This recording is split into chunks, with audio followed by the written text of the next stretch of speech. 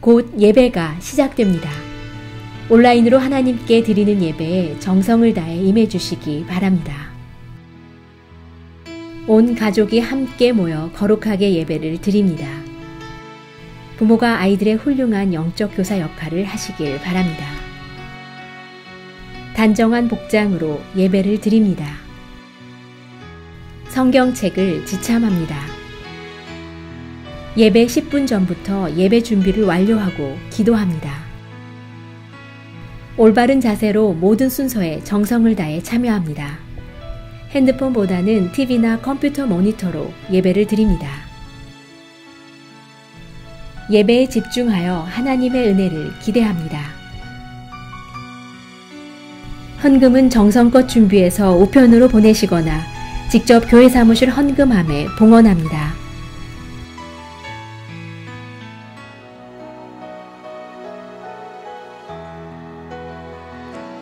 날마다 숨쉬는 순간마다 내 앞에 어려운 일 보내 주님 앞에 이 몸을 맡길 때 슬픔 없네 두려움 없네 주님의 자비로운 손길 항상 좋은 것 주시도다 사랑스레 아픔과 기쁨을 수고와 평화와 안식을 날마다 주님 내 곁에 날마다 주님 내 곁에 계셔 자비로 날 감싸주시네 주님 앞에 이 몸을 맡길 때 힘주시네 위로함 주네 어린 나를 품에 항상 평안함 주시도다 내가 살아 숨을 쉬는 동안 살피신 나 약속하셨네 다시 한번 고백하며 나가겠습니다. 날마다 숨 쉬는 순간마다 내 앞에 어려운 일 보내 주님 앞에 이 몸을 맡길 때 슬픔 없네 두려움 없네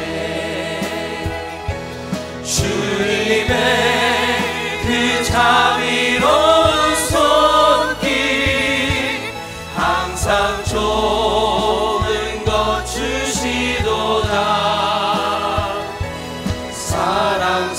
사랑스레 아픔과 기쁨을 수고와 평화와 안식을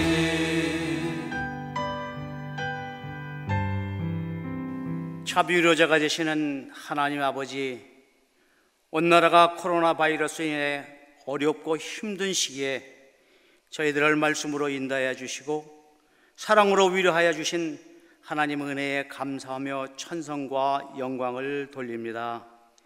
지난 시간들을 돌아보면 모든 것이 하나님의 은혜였습니다. 사랑하는 교우들과 한자리에 모여 기도하고 찬송하며 하나님께 예배를 드릴 수 있고 교우들과 사랑의 교제를 나눌 수 있었던 이런 모든 일들이 하나님의 은혜였음을 감사드립니다. 그러나 저희들은 말로 다 표현할 수 없는 은혜를 받았지만 감사하는 일에 인색하였으며 때로는 하나님 앞에 겸손하지 않았음을 고백하오니 용서하여 주시옵소서. 코로나 바이러스로 인해서 모든 일상이 자유롭지 못했지만 온라인을 통해서 말씀을 받을 수 있었고 기도하는 가운데 주님을 만날 수 있었으며 깊이 말씀을 묵상할 수 있었고 우리의 모습을 돌아볼 수 있는 시간이 되었음을 주님께 감사를 드립니다. 주님께서 모든 것에 합력하여 선을 이루시는 하나님 은혜에 또 감사를 드립니다. 주님, 지금은 공적 예배를 드리지 못하고 있지만은 온라인 예배를 통해서 은혜를 허락해 주신 주님의 은혜에 감사하며 지금부터 공적 예배를 드릴 수 있는 그날을 기다리며 준비할 때 우리의 마음을 뜨겁게 하시고 공적 예배를 드릴 수 있는 일이 얼마나 귀하고 소중한가를 깨닫고 하나님께 영광 돌릴 수 있는 예배, 주님께 기쁨을 드릴 수 있는 예배, 정성을 다해서 주님께 영광 돌리는 예배가 될 수 있도록 우리의 마음을 주장하여 주시고 준비할 수 있도록 도와주시옵소서. 또한 우리의 일상생활에 하나님의 허락하신 귀한 날인 것을 깨닫고 열심으로 주님이 구원자가 되심을 믿지 않는 사람들에게 말씀을 전파할 수 있는 담대한 믿음도 허락하여 주시옵소서. 지금 우리가 살고 있는 미국 땅에 말씀이 없어지고 또 잘못된 모습들이 속출하고 있는 모습을 보고 있습니다. 주님, 우리 미국 땅을 주님께서 불쌍히 여겨 주시옵시고 옛날 청교도들이 저희들에게 전수해 준 믿음의 양을, 믿음의 모습들을 본받을 수 있는 저희들에게 도와주시옵소서.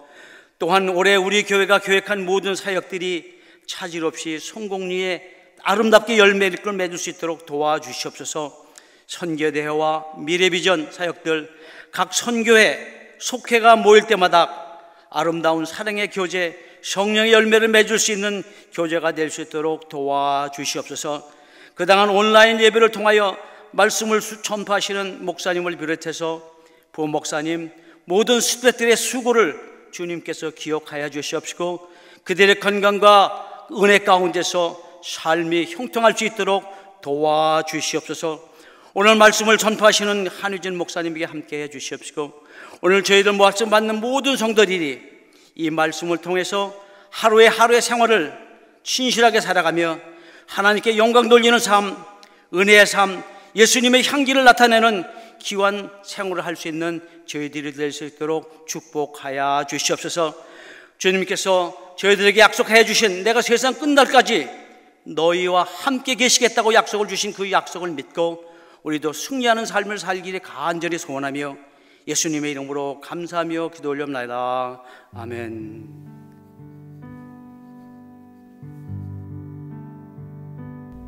오늘 우리에게 주시는 하나님의 말씀은 데살로니가전서 4장 1절부터 8절입니다. 함께 봉독하시겠습니다.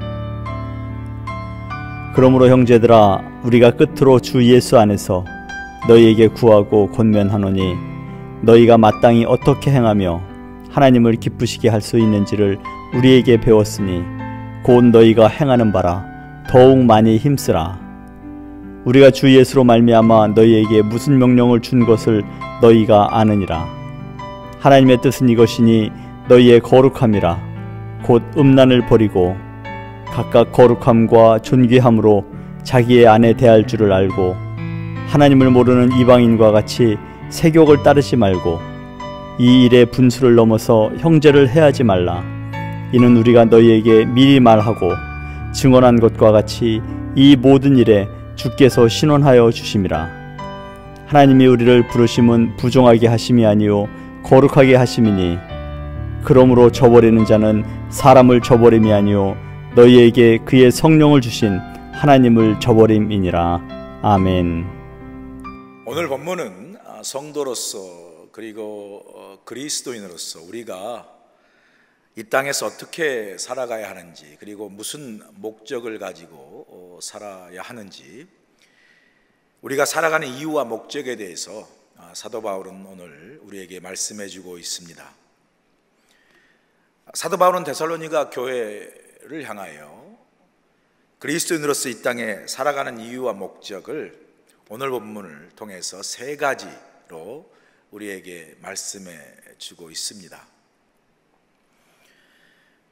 사도 바울이 오늘 본문을 통해서 간절한 마음, 기도하는 마음으로 권면하는, 우리가 성도로서 이 땅에 살아가야 할 이유와 목적 세 가지를 우리에게 말씀해 주시는데, 그 첫 번째가 바로 하나님을 기쁘시게 하는 삶을 살라는 것입니다. 오늘 본문 1절 보세요. 그러므로 형제들아 우리가 끝으로 주 예수 안에서 너희에게 구하고 권면하노니 너희가 마땅히 어떻게 행하며 하나님을 기쁘시게 할 수 있는지를 우리에게 배웠으니 곧 너희가 행하는 바라 더욱 많이 힘쓰라 라고 말씀합니다. 사도 바울은 그리스도인들은 어떻게 하는 것이 하나님을 기쁘시게 하는 것인지 알고 그 일을 행하라고 권면합니다. 그렇게 하나님을 기쁘시게 하는 것이 그리스도인으로서 그리고 성도로서 마땅히 해야 할 일이라고도 역시 말씀 오늘 이 구절에서 하고 있습니다. 그러면서 사도 바울은 뭐라고 이야기합니까? 데살로니가 교회 성도들에게 너희들이 우리에게 배웠으니 라고 이야기하지 않습니까? 사도 바울 자신도 어떻게 하면 내가 그리스도 즉 그리스도인으로서 하나님을 기쁘시게 하는 삶을 살까? 그의 삶과 그의 사역이 하나님을 기쁘시게 하는 삶을 위해서 살아간 것임을 스스로도 고백하고 있지 않습니까? 여러분 오늘 어떻습니까? 여러분 오늘 하루의 삶을 돌아보면서 하나님을 기쁘시게 하는 그러한 오늘 하루의 삶을 사셨습니까? 오늘 여러분 하루의 삶 중에 하나님을 기쁘시게 한 일이 있다면 그 일이 무엇입니까? 여러분 가운데 아니 난 지금 코로나 상황으로 인해서 일도 또 못하고 일도 안 하고 그냥 집에만 있으니 특별히 한 일이 없습니다라고 이야기하시는 분이 계신다면 뭐 그런 분은 없겠지만 혹시 그런 분이 계신다면 오늘 이 수요일 저녁 예배를 드리면서 여러분의 그 하루에 그냥 우리가 집에서 stay at home이라는 그 자택 거주 명령을 받고도 특별히 일도 못하고 집에만 머물러 있으면서도 여러분 요즘 경험하지 않습니까? 왜 그리 시간이 빨리 가는지요? 하루 일주일이 우리가 원치 않아서 일도 못하고 안 하고 있는 상황에도 시간은 야속하게도 얼마나 빨리 가는지 여러분도 아마 경험하실 겁니다. 뭐 하루 시작하면 뭐 그렇게 특별히 한 일이 없이 금방 또 하루가 지나가고 뭐 이러다 보면 일주일이 금방 지나가는 그런 시간의 빠름을 경험하면서 여전히 시간은 정말 눈 깜짝할 사이에 빨리 가는 것을 우리가 보게 됩니다. 그래서 내가 뭐 특별히 하는 일이 없다라고 우리가 오늘 하루 말하는 그런 하루의 삶을 살았다면 오늘 수요 예배를 드린 여러분 우리가 이 하루를 낭비하고 하루를 그냥 아무 일 없이 별로 생산적이지 못하고 하나님을 기쁘시게 하지 못한 일로 보낸 거에 대해서 반성하고 회개해야 될 거라고 저는 생각합니다. 그런데 여러분 그렇다고 또 마음 속상해하지 마시고요.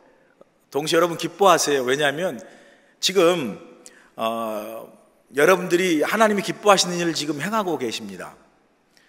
지금 여러분이 오늘 이 수요 예배 온라인 저녁 예배를 함께 온라인으로 드리고 계신다면 여러분은 이미 하나님을 기뻐하시는 일을 지금 행하고 계시는 거예요. 예수님께서 말씀하지 않으십니까? 하나님께서 신령과 진정으로 예배하는 자를 찾으신다고 말씀하시잖아요. 오늘 온라인 예배를 드리는 여러분이 바로 하나님이 찾으시는 그 한 사람의 예배자. 그러니 예배하는 여러분을 찾으신 하나님이 얼마나 예배를 늘 기뻐 받으시고 예배를 정말 우리가 드리는 걸 좋아하신 하나님이 예배드린 여러분을 발견하시고 얼마나 기뻐하시고 얼마나 좋아하시겠습니까? 오늘 예배를 드리는 이 순간 이 일로 여러분이 이미 하나님을 지금 기쁘시게 하는 일을 행하고 있음을 여러분이 아시고 기뻐하시면 참 감사하겠어요. 그죠? 마치 여러분 고등학교 3학년 학생을 둔 부모가 마음에 이제 고3이니까 자녀가 공부를 열심히 해서 좋은 대학 들어가기를 원치 않겠어요? 그래서 혹시라도 애가 집에 방에 있으면서 공부 열심히 안 하고 혹시나 놀까 봐 걱정되는 마음으로 딱 아이 방에 갔는데 아이가 책상에 반드시 앉아서 열심히 공부하는 모습을 여러분이 아이 방에 가서 본다면 혹시라도 공부해야 되는데 뭐 공부 못하고 안 하고 놀고 있을까 봐 걱정해서 올라갔던 그 마음은 다 걱정은 사라지고 그 아이가 열심히 책상에 앉아서 공부하는 모습을 보면 부모로서 얼마나 안심이 되고 얼마나 기쁘겠습니까? 아마 하나님도 그런 마음 아니겠습니까? 온라인으로 여러분이 공적으로 우리가 예배를 드리지 못하고 교회에서 공적으로 모여서 신앙생활을 못하는데도 그래서 이제 여러분 집에 자택에 계시고 교회를 떠나 계시는데 혹시라도 교회에 모이지 못하고 교회에서 예배를 드리지 못하면 신앙적으로 믿음적으로 흐트러질까 봐 걱정하는 마음으로 여러분을 딱 찾아가셨는데 여러분이 이 온라인 예배 컴퓨터와 또 스마트폰 앞에 두고 여러분이 정성스럽게 예배를 드리고 있는 여러분의 모습을 하나님이 이렇게 보시고 또 발견하셨다면 이 부모의 마음처럼 얼마나 하나님이 기쁘시고 얼마나 하나님이 참 행복해 하시겠습니까? 이렇게 온라인 예배로 하나님께 기쁨을 드리는 그 일이 온라인 예배뿐만 아니라 또 여러분이 코로나 상황 속에서 온라인 예배를 드리는 이 상황 속에서도 잠시 쓰기, 잠언과 시편을 열심히 필사하시면서 또 말씀 안에 거하는 여러분의 모습을 또 하나님 얼마나 기뻐하시겠습니까? 제가 어제 어느 집사님을 만나서 대화를 했는데 그 집사님이 저에게 얼마 전에 이제 시편 말씀을 쓰기를 끝내고 이제 잠언을 이제 쓰기 시작했다라고 이야기하면서 그 말을 듣는 저도 참 기뻤고요. 그렇게 시편을 다 이제 필사를 하고 이제 잠언을 쓰고 있습니다라는 것을 저에게 말씀하실 때 목사님 왜 모처럼 쉬는데 이렇게 잠시 쓰기를 주셔가지고 그냥 집에서 성경을 쓰게 만듭니까?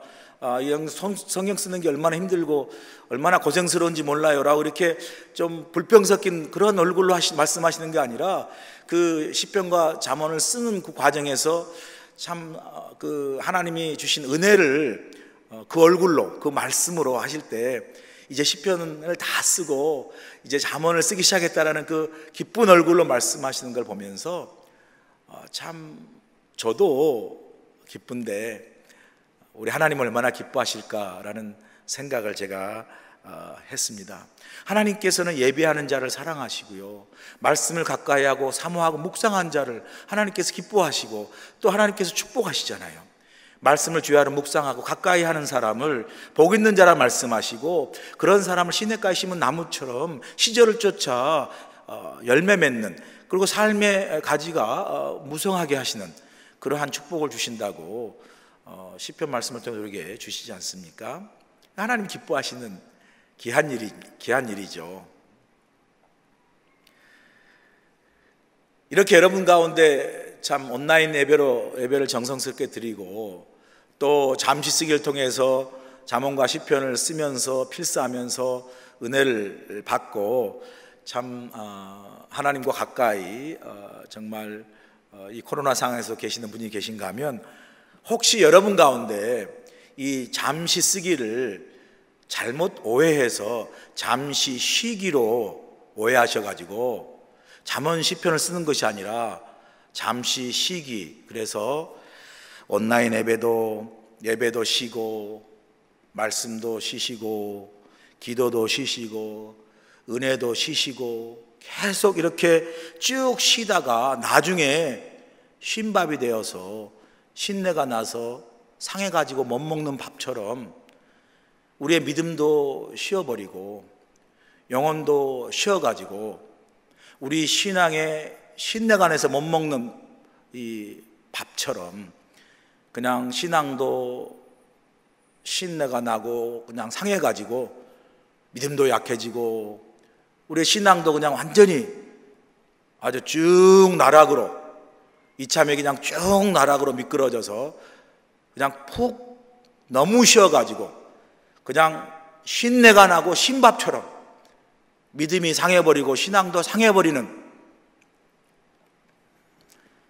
그래서 결국은 우리의 신앙이 영적으로 죽어버리는 그런 일이 혹시라도 여러분 잠시 쓰기를 잠시 쉬기로 착각해가지고 그런 일이 없을 거라고 믿지만, 혹시 그런 분이 있다면 다시 이건 잠시 쉬기가 아니라 잠시 쓰기, 온라인으로도 정성스럽게 예배하고 말씀을 정서 필사하면서 묵상하면서 은혜로 이런 시간에 더욱 채워서 이럴 때일수록 우리 신앙과 믿음을 예배와 말씀을 통해서 더욱더 지켜내는 그러한 여러분 믿음, 여러분의 신앙이 될 수 있기를 간절히 소원합니다. 할렐루야. 아멘이시죠? 아멘 안 하는 몇 분들이 계시는 것 같아요. 아멘 안 하신 분들은 이제 조금 신내가 날 수 있는 거니까 힘을 내셔가지고 여러분 정말 더 우리의 그 신앙이 비록 교회에서 모이진 못하지만 온라인 예배와 말씀 묵상을 통해서 더욱더 믿음과 은혜 안에 견고히 서나가는, 더 그래서 하나님을 기쁘시게 하는 그런 저와 우리 모두가 되길 간절히 소원합니다. 할렐루야. 또한 사도 바울은 오늘 본문 1절을 보면 이렇게 말씀하지 않습니까? 너희가 마땅히 어떻게 행하며 하나님을 기쁘시게 할 수 있는지를 우리에게 배웠으니 곧 너희가 행하는 바라 더욱 많이 힘쓰라 라고 말씀하시죠. 여기 보니까 사도 바울 우리로 하여금 하나님을 어떻게 하면 기쁘시게 할까, 기쁘시게 할 수 있는 그러한 그 행함을 알아서 하나님을 기쁘시게 하라고 권면하면서 오늘 1절 끝부분에 뭐라고 이야기합니까? 더욱 많이 힘쓰라, 더욱 많이 힘쓰라라고 강조하고 있지 않습니까? 우리가 1절 그 끝구절에 더욱 많이 힘쓰라라고 사도 바울이 강조하는 그 의미는, 권면에서 강조로 우리에게 주시는 의미는 바로 현재에 안주하지 말라는 의미입니다. 우리가 가진 현재의 믿음, 현재의 신앙 상태에만 머무르지 말고 하나님을 향한 우리의 믿음, 우리의 신앙이 점점 자라고 성장하고 또 성숙해져서 하나님의 기쁨을 더욱더 풍성하게 하라라고, 충만하게 하라고 우리에게 권면하고 또 강조하고 있습니다. 여러분, 예를 들면 부모들이 자식을 낳고 기르지 않습니까? 자식이 태어날 때 그 자녀가 내 자녀로, 내 자식으로 태어난 것 자체도 부모에게는 큰 기쁨이죠. 그러나 부모의 기쁨은 자녀가 이 땅에 태어나서 내 자녀로 태어난 그 자체의 기쁨으로만 머물기를 원치 않죠. 부모가 자식이 태어났을 때 이 자식이 이 땅에 내 자녀로 태어난 것도 기쁘지만 부모의 더 큰 기쁨은 또 뭡니까? 그렇게 자녀로 태어난 그 자녀가 점점 시간이 갈수록 몸과 키도 자라고 생각도 자라고 지혜도 자라서 그 아이가 점점 더 성숙해가고 성장해가는 것을 바라보는 부모의 마음, 부모가 얼마나 큰 기쁨입니까? 태어난 때보다 더 큰 기쁨을 부모가 경험하게 되는 거죠. 만약에 아이가 태어나서 이제 내 자녀가 된 게 참 기쁘고 감사한데 이 자녀가 시간이 지나도 몸도 키도 자라지 않고 생각도 자라지 않고 지혜도 자라지 않아서 성장이 멈추고 성숙하지 않는다면 그 자녀가 태어나서 그렇게 자라지 않고 있는 그 자체가 부모에게는 오히려 큰 걱정이고 큰 근심거리가 되지 않겠습니까? 그러나 그 자녀가 시간이 지날수록 몸과 마음도 자라고 키도 자라고 생각도 자라고 지혜도 자라서 점점 성장하고 성숙해 가면 그 부모의 기쁨은 여러분 아시잖아요. 자녀를 키워보셨으니까 얼마나 크고 기쁜 일입니까? 하나님의 마음도 마찬가지시죠. 하나님의 마음도. 세계 석학이고 또 세계 경영, 그죠? 비즈니스 경영의 구루 혹은 대가라고 할 수 있는 짐 컬린스라는 유명한 그 교수가 있습니다. 스탠퍼드 대학에서도 가르치고요. 지금은 콜로라도 볼도에 있는 경영학 연구소 같은 걸 차려서 이제 경영에 대해서, 회사 경영에 대해서 자문하고 또 컨설팅하고 책을 발간하는 아주 유명한 교수죠. 이 짐 콜린스 교수가 좋은 기업은 많지만 왜 위대한 기업은 많지 않을까라는 그러한 그 마음의 주제를 가지고 그 이유가 무엇일까? 그것을 해답을 찾기 위해서 짐 콜린스와 그 연구팀이 5년에 걸쳐서 2,000여 명의 기업의 회장들과 심층 인터뷰를 하고요, 6,000여 건의 그 기업과 경영에 관한 논문을 연구하고요, 그래서 20년 동안 사라지지 않고 계속 살아남은 대기업을 총체적으로 분석하고 또 자료를 연구한 결과 쓴 책이 있습니다. 경영학 어떤 그 경영학의 교과서로 불릴 수 있는 참 유명한 책인데, 그 책이 제목이 Good to Great, 영어로 말하면 Good to Great. 한국말로 어떻게 번역했냐면요, 좋은 기업을 넘어 위대한 기업으로 라는 제목이죠. 근데 부제를 어떻게 달았냐면요, 왜 어떤 기업은 큰 성장과 성공을 이루지만 다른 기업은 그렇지 않은가라는 부제를 달았어요. 그런데 이 Good to Great, 좋은 기업을 넘어 위대한 기업으로는 이 책의 1장에 보면 제목이 있는데요, 이 제목이 상당히 인상적이고 흥미로워요. 그 제목이 뭐냐면요, 이거예요. 좋은 것은 위대한 것의 적이다. 영어로 말하면 Good is the enemy of great. 좋은 것은 위대한 것의 적이다라고 이야기해요. 그러면서 그 말 뒤에 어떤 말이 이어지냐면요, 대개 사람들은 제법 좋은 삶을 살게 되는 바로 그 순간부터 위대한 삶으로의 꿈을 접는다라고 쓰고 있어요. 무슨 말입니까, 여러분? 기업의 입장에서 볼 때 기업이 자신의 현실에 안주하다 보면 수시로 변하는 기업 환경에 적응하지 못해서 결국 기업이 도태하거나 망하게 된다는 거죠.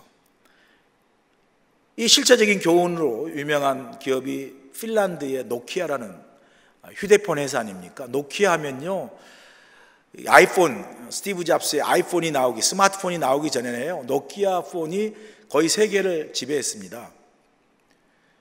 그런데 이 노키아 폰이 그 아날로그 폰이죠. 그러니까 그 스마트폰 같은 그런 그 운영 체계를 가지고 지금 우리가 쓰고 있는 이 전화 나오기 전에 이게 눌러서 뭐 전화 받고 하고 하는 그런, 뭐 텍스트까지 할 수 있지만 그런 그 약간의 그 스마트폰 이전의 세대의 그 핀란드의 노키아의 폰이 온 세계를 지배했을 때, 사실은 노키아 이 회사가 지금 우리가 갖고 있는 스마트폰의 그 운영 체계와 또 스마트폰을 발명하는 제일 첫 번째 회사였습니다. 아이폰이 첫 번째가 아니에요. 그런데도 노키아는 자신이 이미 세계를 지배하고 있는 이 구형 그 폰에 대한 안주, 우리는 여전히 이만하면 세계 가장 큰 기업이라는 그 현실의 안주함으로 말미암아 다음 세대로 이어지는 변화, 스마트폰으로 이어지는 변화를 자신들이 그걸 만들었음에도 불구하고 그거에 대해서 민감하게 대처하지 못함으로 결국은 아이폰이 등장하면서 노키아의 그 휴대폰은 거의 도태된 것이 오늘의 현실 아닙니까? 자, 이런 점에서 짐 콜린스의 말에 의하면 good, 좋다라는 말이죠. good, 이만하면 됐다라는 그러한 현실의 안주가 사실은 그보다 훨씬 더 발전돼서, 변화에 발전돼서 적응해서 더 큰 성공, great, 더 큰 위대한 기업으로, 더 큰 성공으로, 더 큰 어떤 성장으로 나갈 수 있는 데에 있어서 오히려 적이라는 거죠. 우리가 좋다고 생각하는 것이 오히려 더 큰 성장과 성공으로 나아가는, 사실은 현실 안주케 하는 적이 될 수 있다는 거죠. 자, 이런 현실에 안주하는 우리의 어떤 그러한 그 잘못된 함정이 이런 어부와 같은 거죠. 강에서 고기를 잡는 한 어부가 있었습니다. 그런데 그 어부는 자신이 잡은 고기 중에 가장 토실토실한 큰 고기들은 강에다 버렸어요. 그래서 이상하게 생각한 동료가 그 사람에게 묻습니다. 아니 그렇게 크고 좋은 고기를 왜 버리냐고 물었더니 그 어부가 대답합니다. 우리 집 프라이팬은 크기가 작아서 저렇게 큰 고기는 프라이팬에 들어갈 수가 없다네. 무슨 말인지 여러분 이해가 되시죠? 우리 그리스도인의 삶도 마찬가지라는 거죠.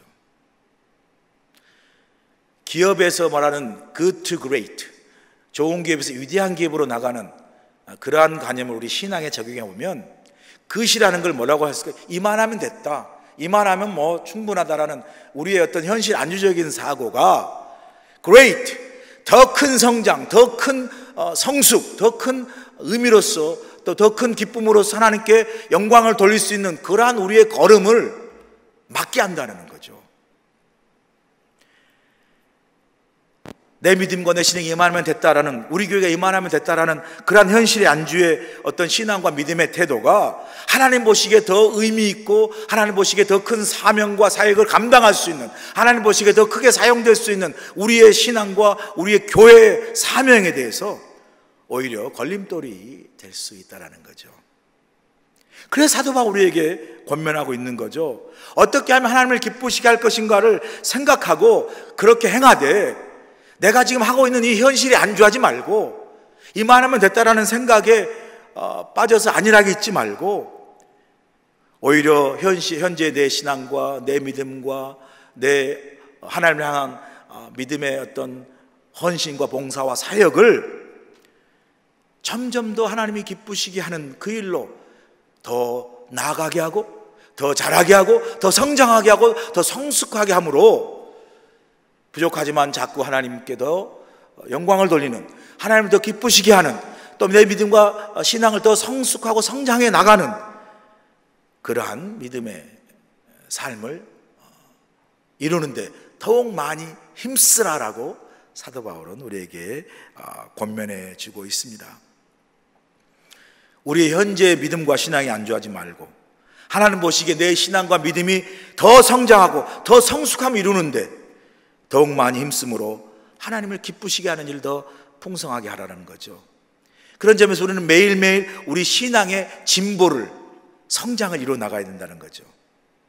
여러분, 이번 코로나 상황으로 인해서 우리의 예배와 믿음의 상황이 여러 가지로 제약되고 멈춰 있지 않습니까?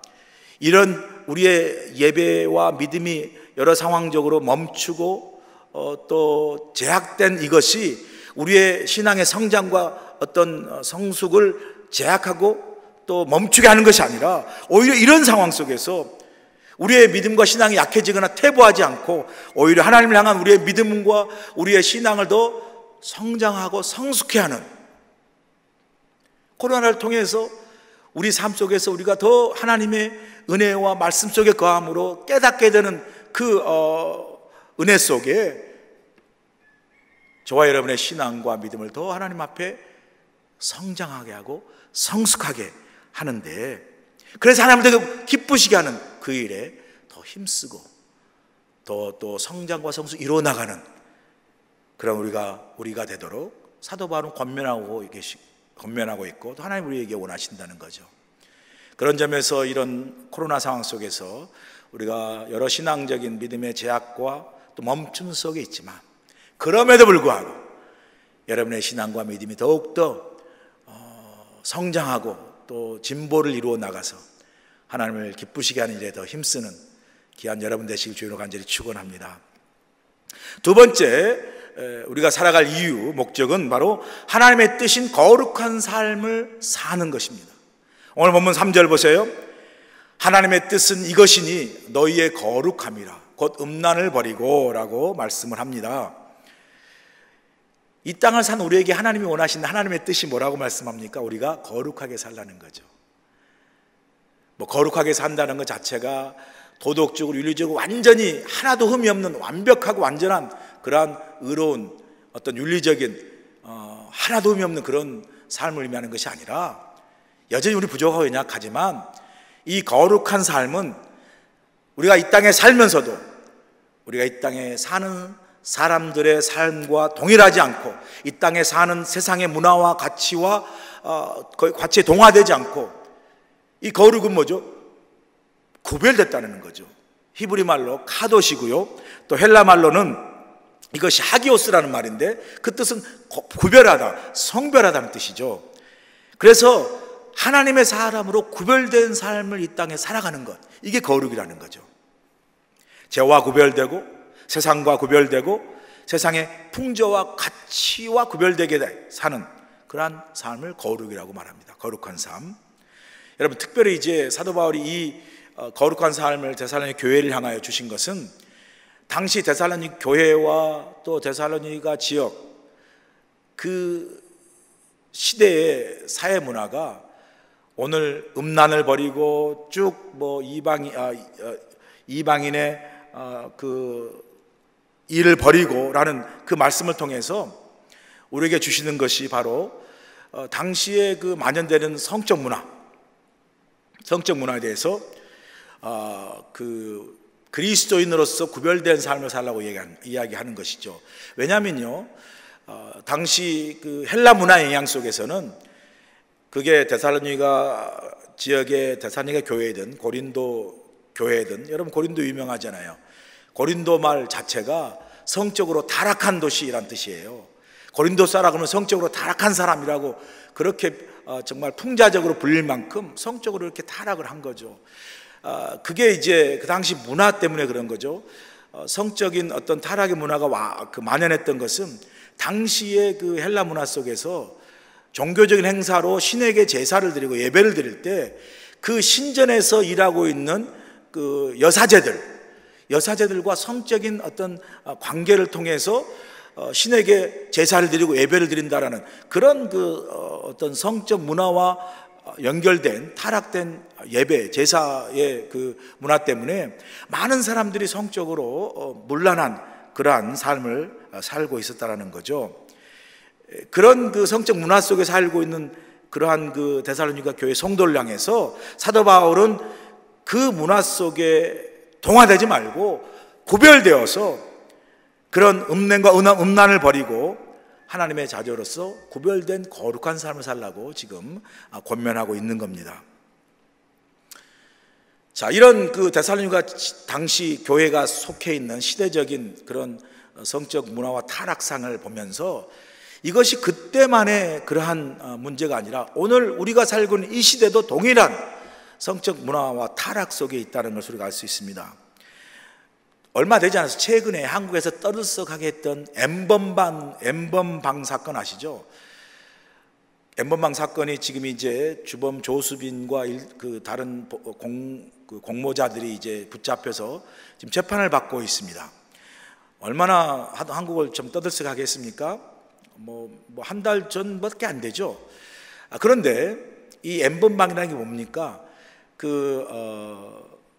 인터넷 웹사이트를 통해서 여러 미성년자들의 그 성을 착취해서 음란 동영상을 만들게 하고 그렇게 협박하고 그 성적인 어떤 그 동영상을 그렇게 찍게 하고 그걸 착취를 해서 그 운영자들이 그거를 여러 텔레그램을 통해서 스마트폰을 통해서 다른 사람들에게 이렇게 돈을 보고 벌 수 있도록 일종의 디지털 성범죄를 말하는 것이죠.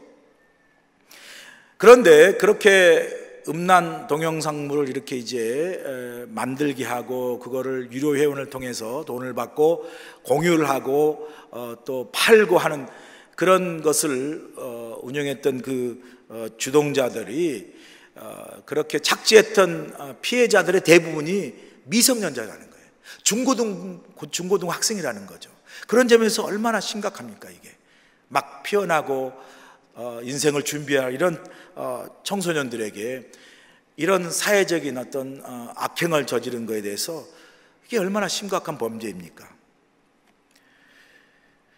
이 시대에 이런 그 소위 인터넷이 발달된 이런 디지털 성범죄가 너무나 많아지고 있다는 거죠. 뭐 그것뿐은 아니죠. 실질적인 사회적인 문화 속에서 이 성을 중심으로 하는 향락 문화가 한국에도 얼마나 만연되어 있습니까? 뭐 지금까지 향락 문화가 아무리 경제가 불황이어도요 불황을 맞는 적이 없다 그러네요. 거의 뭐 룸살롱, 단란주점, 뭐 러브호텔, 성매매업소 참 그런 것들이 많이 있다 그래요. 한국에는요, 참 이런 그 성적 퇴폐를 운영하는 방도 많아요. 제가 깜짝 놀랐어요. 잠깐 인터넷 이렇게 검색해 보니까요, 비디오방, 키스방, 대화방, 전화방, 화상방, 유림방, 부킹방, 안마방, 방이 너무 많아가지고요, 셀 수가 없네요. 한국 사람 왜 이렇게 방을 좋아하는지 몰라요. 안방 문화에서 그런가요? 하여튼 그 음란방이 많은데, 참 그러면 이 한국 사회가 얼마나 이런 면에서 많이 성적 문화가 타락이 됐습니까? 그런데 최근에 재밌는 뉴스를 또 제가 한국 그 인터넷 뉴스를 보고 알았는데요. 그게 뭐냐면요, 그렇게 아무리 경기가 나빠도 불황을 몰랐던 향락업소들이 최근에 이 코로나19, 이 코로나 그 바이러스 때문에, 코로나 상황 때문에 그렇게 불황을 몰랐던 뭐 룸사롱이고 무슨 아까 말하는 방이든 무슨 뭐 안마방이든 여러 뭐 방들, 그리고 뭐 단란주점, 이런 많은 그 유흥업소들이 심각한 재정난을 겪고 있다고 그래요. 그게 왜냐면요, 이 코로나 바이러스 때문에 사람들이 찾아오질 않는다는 거예요, 많은 경우. 그래서 예전에 매출의 뭐 80%, 90%가 이제 손님들이 발길이 끊어지니까 그 인터뷰를 보니까 그 업주들이 지금까지 이렇게 크게 영업에 어려움을 겪은 적이 없어서 이제는 다른 업으로 전환하려고 하는 생각을 하고 있다라고 말할 정도로 큰 타격을 지금 받고 있다라는 거예요. 제가 그걸 보면서 조금 웃음이 난 게 뭐냐면요, 야, 코로나가 다 나쁘고 막 코로나 때문에 우리가 참 걱정하고 떨고 있지만 그 가운데 코로나가 참 이렇게 좋다면 이상하지만 이런 참 그 긍정적인 영향력을 미치는 것도 있구나라는 생각을 하면서 제가 약간 그 참 웃었습니다. 제가 그 뉴스를 보면서요. 여러분, 본문 3절에서 말씀하지 않습니까? 뭐라고 하나님의 뜻은 이것이니 너희의 거룩함이라. 곧 음란을 버리고 말씀하시죠. 또 본문 7절에도 하나님이 우리를 부르심은 부정하게 하심이 아니요 거룩하게 하심이라. 하나님을 향한 우리의 뜻, 또 하나님 우리를 부르신 이유 중에 하나가 바로 우리로 하여금 구별되어서, 세상 속에 살지만 구별되어서 거룩하게 살라고 우리를 부르시고 그렇게 사는 것이 하나님의 뜻이라고 말씀을 합니다. 자, 그러면서 우리가 그 하나님의 뜻이고 또 우리를 부르신 이유인 거룩하게 살기를 원하는 그 일을 위해서 오늘 사도 바울에게 어떻게 그 일을 이룰 수 있는가 하는 그 힌트를 6절에서 주고 있습니다. 6절 보세요. 이 일의 분수를 넘어서 형제를 해하지 말라. 이는 우리가 너희에게 미리 말하고 증언한 것 같이 이 모든 일에 주께서 신원하여 주심이라 말씀하시죠. 여기 보니까 이 일의 분수를 넘어서라는 말이 나오죠. 분수란 말이 나오죠. 여기서 말하는 분수란 하나님이 정해놓으신 선, 하나님이 정해놓으신 경계선을 말하는 거예요. 그러니까 하나님이 정해놓으신 이 경계선을 넘지 말라는 거예요. 자, 하나님 우리 삶 속에 이 선을 넘지 말라고 경계선으로 주신 게 뭐죠? 하나님의 말씀이죠. 사도 바울은 고린도서 4장 6절에 이렇게 말씀합니다. 형제들아, 내가 너희를 위하여 이 일에 나와 아볼로를 들어서 본을 보였으니 이는 너희로 하여금, 그 다음 중요하죠, 기록된 말씀 밖으로 넘어가지 말라 한 것을 우리에게서 배워 서로 대적하여 교만한 마음을 가지지 말게 하려 함이라 말씀하지 않습니까? 여기 사도 바울이 너희들은 기록된 말씀 밖으로 넘어가지 말라, 그것은 서로 대적하는 마음이고 교만한 마음이고 타락된 마음이라는 거죠. 여러분, 하나님께서 우리 삶 속에 정해놓으신 경계선은요, 바로 성경 말씀, 하나님의 말씀이시죠. 우리가 지켜야 할 우리 삶 속에서의 경계선이 무슨 우리 사회의 법도 아니고요, 또 사회의 관습도 아니고 윤리와 도덕도 아니고 우리 양심도 아니고 오늘 말씀대로 하나님께서 우리에게 주신 이 성경 말씀, 하나님의 말씀이 우리 삶 속에서 하나님이 그 안에서 살라고 주신 경계선입니다. 이 하나님 말씀 밖으로 넘어가지 말라고 말씀하지 않습니까? 하나님 말씀에 비추어서 옳으면 행하고 옳지 않으면 행하지 않는 그 말씀이 기준되어 경계선 삼는 삶이 바로 하나님의 거룩한 삶이라는 거예요. 그러면서 하나님이 말씀을 통해 정해두신 경계선을 넘는 모든 일에 대해서, 그것이 음란이든 호색이든 혹은 가정 안에서 서로를 존중하느니 여러 가지 말씀을 하지 않습니까, 본문에? 그리고 또 이방인 같이 세욕을 따르지 말고, 이 모든 것들에 대한 것들이 결국은 뭐죠? 하나님께서 신원하신다. 6절 후반부에 보니까 이 모든 일에 주께서 신원하여 주십니다. 신원이라는 게 뭐예요? 하나님이 판단하신다는 거죠. 하나님이 심판하시겠다는 거죠. 그러므로 우리는 세상의 문화나 가치관이 우리 삶 속에, 우리 가정 속에, 우리 교회 속에 침투해 우리를 참 동화시키고 우리의 거룩함을 무너뜨리게 하고 무기력하고 하는 것으로부터 우리를 지켜야 된다는 거죠.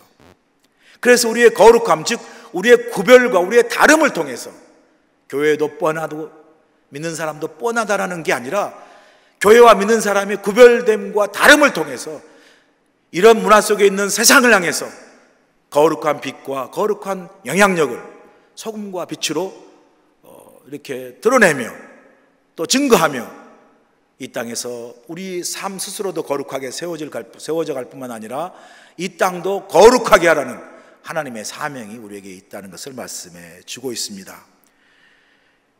부족하죠. 우리가 교회도 부족한 적도 많고 우리 자신도 부족하지 많지만 우리의 거룩함이 아니라 하나님이 우리 안에서 거룩하시니 그 하나님의 거룩하심으로 이 땅에서 하나님의 아름다운 나라를, 세상과 구별된 하나님의 나라와 하나님의 가치와 이 성경적 진리와 복음의 이 진리를 증거하며 세워나가는 저와 여러분 되길 간절히 소원합니다. 마지막으로 세 번째, 하나님의 성령으로 충만한 삶을 사는 것을 말하죠. 본문 8절 보세요. 그러므로 저버리는 자는 사람을 저버림이 아니요 너희에게 그의 성령을 주신 하나님을 저버림이니라. 하나님께서 우리에게 성령을 주셨죠. 그런데 우리가 이 땅에서 거룩한 삶을 살지 못하고 구별된 삶을 살지 못하는 것은 그렇게 우리 안에 성령으로 주신 그 성령 하나님을 우리가 저버리는 것이다, 성령을 떠나는 것이다 라고 말씀하는 거죠. 우리가 여기서 중요한 것이 뭐냐면요, 깨달아야 할 것은 하나님께서 우리에게 거룩하게 살도록 부르시고 하나님을 기쁘시게 하는 삶을 살도록 부르셨는데 이러한 일들은 우리 스스로의 힘과 능력으로는 어렵다는 거죠. 왜? 우리 자신의 본성에 한계가 있기 때문에. 그런데 하나님께서 성령을 우리에게 주셔서, 성령이 뭐죠? 보혜사 성령, 우리를 도우시는 하나님, 도우시는 성령이 우리와 함께 하실 때 우리 안에서 하나님 기쁘시게 하는 삶을 살게 하시고 우리로 하여금 하나님을 향해서 거룩한 삶을 살게 하도록 우리 스스로는 할 수 없지만 성령께서 우리를 도우시고 인도하셔서 그 일을 우리 삶을 통해서 가능케 하신다는 거예요. 누가요? 성령 하나님께서. 그럼 우리에게 필요한 게 뭐죠? 성령 충만한 것이 필요한 거죠. 내가 그렇게 살아야 되겠다는 내 의지가 충만한 거 아니고 내 결심이 충만한 게 아니라 내 어떤 노력이나 내 어떤 수양이 충분한 게 필요한 게 아니라 부족하기 때문에 더 하나님의 은혜 속에서 성령 충만함을 받는 게 필요하죠. 왜요? 성령이 우리 안에서 충만하면 그 성이 우리를 다스리시고 우리 인도하시고 우리를 도우시고 그래서 하나님의 뜻하신 바 하나님을 기쁘시게 하고 또 하나님 앞에서 거룩한 삶을 살도록 우리를 도우시고 인도하시기 때문에 할렐루야. 그래서 성령 충만한 삶이 우리에게 필요하다는 거죠. 로마서에 가시면 로마서 7장에 가시면 우리 스스로는 우리가 거룩해질 수 없음을 사도 바울이 고백하고 있지 않습니까? 우리 안에 두 가지 법이 있다고, 죄의 법이 있고 하나님의 법이 있는데 그 죄의 법과 하나님의 법이 우리 안에서 끊임없이 싸운다는 거예요. 그런데 내 힘으로는 내가 죄의 법을 이기고 하나님 법으로 거룩해질 수 없다는 걸 고백하는 게 있죠. 우리 스스로 힘으로는 어찌 할 수 없음을 로마 7장 24절에 이렇게 고백하지 않습니까? 오호라 나는 공고한 사람이로다. 이 사망의 몸에서 누가 나를 건져내랴. 우리 스스로는 어찌할 수 없는 인간의 연약함을 정말 솔직하게 드러낸 우리 실존의 모습이죠. 우리 스스로는 죄의 법을 이길 수 없다는 거죠. 죄의 본성을 이길 수 없다는 거죠. 그런데 여기 그 다음에 극적인 반전이 있습니다. 로마서 8장 1절에서 2절 보세요. 그러므로 이제 그리스도 예수 안에 있는 자에게 결코 정죄함이 없나니 이는 그리스도 예수 안에서 생명의 성령의 법이 죄와 사망의 법에서 너를 해방하였습니다. 보세요, 여러분. 우리 스스로는 우리 힘과 능력으로는 우리가 죄의 법, 우리 죄의 본성 우리 안에서 이길 수 없어요. 그래서 탄식하잖아요. 오라 나는 공고한 사람이라. 누가 나를 이 사망의 법에서 건져내라. 탄식하는데 극적인 반전이 언제 이루어지죠? 생명의 성령의 법이 우리 안에 충만할 때 성령의 도우심으로 우리는 할 수 없지만 그 성령의 능력과 도우심으로 우리가 우리 안에서 죄의 본성, 육신의 법, 이 사망의 법을 능히 이길 수 있다는 거죠. 그래서 뭐죠? 우리가 성령 충만함이 필요하다는 거죠. 성령 충만함을 받으면 성령께서 우리 안에서 우리를 대신해서 우리로 하여금 하나님을 기쁘시게 하고 하나님 향해서 거룩한 삶을 살도록 인도하시고 도우시죠. 성령의 9가지 열매 하시잖아요. 사랑, 화평, 오래 참음, 또 희락, 자비, 양성, 충성, 온유, 절제. 이 성령의 9가지 열매를 성령께서 이루어 가시는 거죠. 어떻게 9가지나 다 이루어요? 저 못해요? 걱정하지 마세요. 우리가 맺는 것이 아니라 우리는 그냥 성령 충만함에 있으면 성령께서 우리 안에서 우리를 통해 열매를 맺어 가시는 거죠. 변화시켜 가는 거죠. 말씀의 결론을 마칩니다. 사도 바울은 우리가 이 땅에 살아가는 이유, 목적에 대해서 분명히 말씀하지 않습니까? 어떻게 하면 하나님을 기쁘시게 할까? 그 일을 위해서 더욱 많이 힘쓰고, 또 어떻게 하면 내가 하나님 앞에 거룩한 삶을 살까?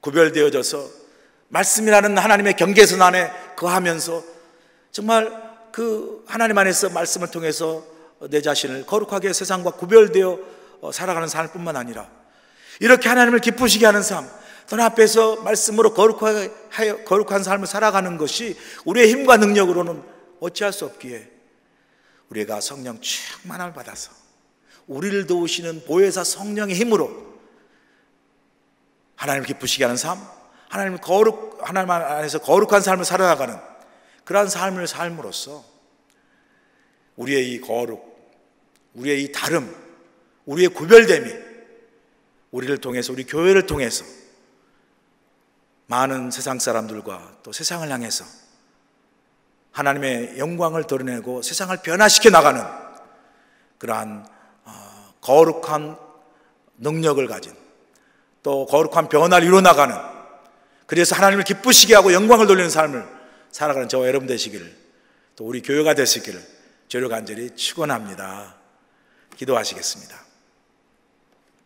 하나님 아버지, 이 땅에 우리가 살면서도 이 땅으로 하여금 우리가 하나님의 백성임을 깨달아 구별되어지고,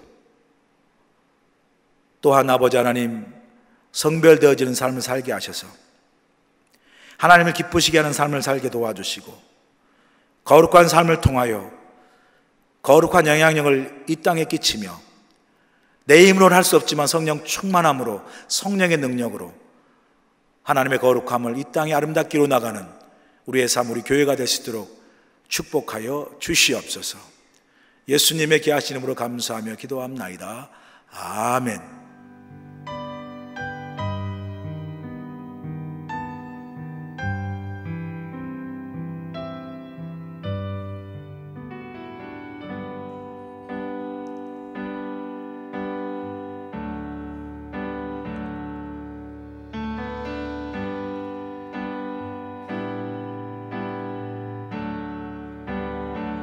은혜 아니면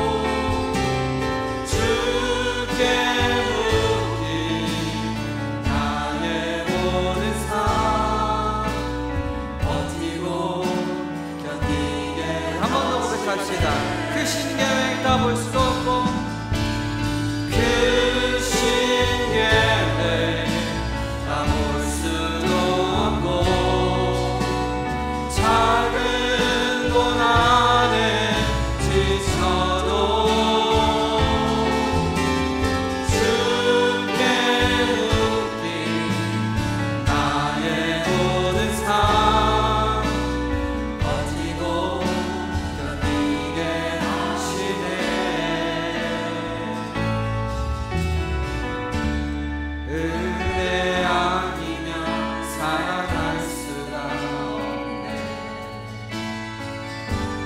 나의 모든 것 다 주께 맡기니 참된 평안과 위로 내게 주시지. 예수, 오직 예수뿐이네. 하나님 아버지, 귀한 예물을 주의 전에 바칩니다.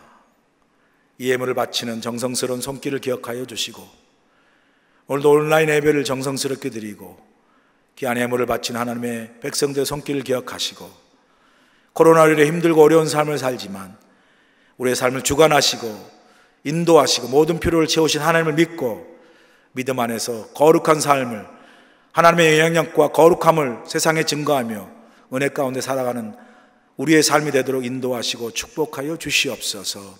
예수님의 귀하심으로 감사하며 기도합나이다. 아멘.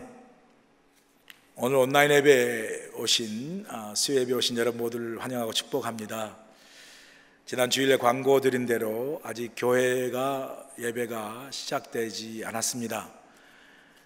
아마 이제 이번 주일이면 교회 예배가 언제 시작될지 확실하게 여러분에게 말씀을 드리겠습니다. 한 가지 참고로 말씀드리면, 아마 이번 코로나 상황이 정말 우리가 예측할 수 없는 상황이기 때문에 교단적으로나 또 우리 교회적으로 마음은 빨리 예배를 드리고 싶은 급한 마음은 있지만, 충분히 모든 안전 조치와 절차를 잘 지켜서 성도들이 교회에 나와서 예배 드릴 때 여러분들이 정말 바이러스로부터 안전하게 예배를 드릴 수 있는 모든 조처를 취한 후에 예배를 시작하려고 합니다. 아마 그렇게 될 경우에는 6월달 내는 예배를 아마 시작하기가 어렵지 않나 싶은 생각이 들고요, 주일날에는 아마 분명하게 여러분들에게 언제 예배를 드리게 될지 알려드릴 수 있을 것 같습니다. 늦어도, 제 생각에 늦어도 7월 첫째 주는 예배를 시작할 것 같습니다. 그건 거의 확실한 것 같고요. 그러나 확답과 정확한 날짜가 컨펌이 되는 대로, 확인되는 대로 이번 주일날 여러분들에게 우리 공적 예배가 언제 시작될 수 있는지를 확실하게 광고를 드리겠습니다. 계속해서 온라인 예배로, 또 새벽 예배로, 수요 예배를 함께 드려주시고요, 또 주일날 다시 만날 때까지 은혜 가운데 함께 또 거하면서 성경 잠시 쓰기와 또 예배를 통해서 은혜로 잘 지내가는, 또 주일날 다시 만나는 우리 모두가 되길 간절히 소원합니다. 이제 우리 다 같이 나셔서 마지막 성 부르신 후에 축도로 예배를 마치겠습니다. 내 마음의 주를 향한 사랑이, 나의 말에 주가 주신 진리로 나의 눈에 주의 눈을 채워주소서. 내 입술의 찬양 향기가, 내 입술의 찬양 향기가, 두 손에는 주를 닮은 성김이, 나의 삶의 주의 은전, 나의 삶의 주의 함께 하소서. 우리 두 손 들고 찬양합니다. 하나님의 사랑이, 하나님의 사랑이 영원히 함께하리. 십자가의 길을 걷는 자에게, 순교자의 삶을 사는 이에게, 조롱하는 소리와 세상 유혹 속에도, 조롱하는 소리와 세상 유혹 속에도 주의 순결한 신부가 되리라. 내 생명 주님께 드리리. 조롱하는 소리와 세상 유혹 속에도 조롱하는 소리와 세상 유혹 속에 주의 순결한 신부가 되리라. 아멘. 내 생명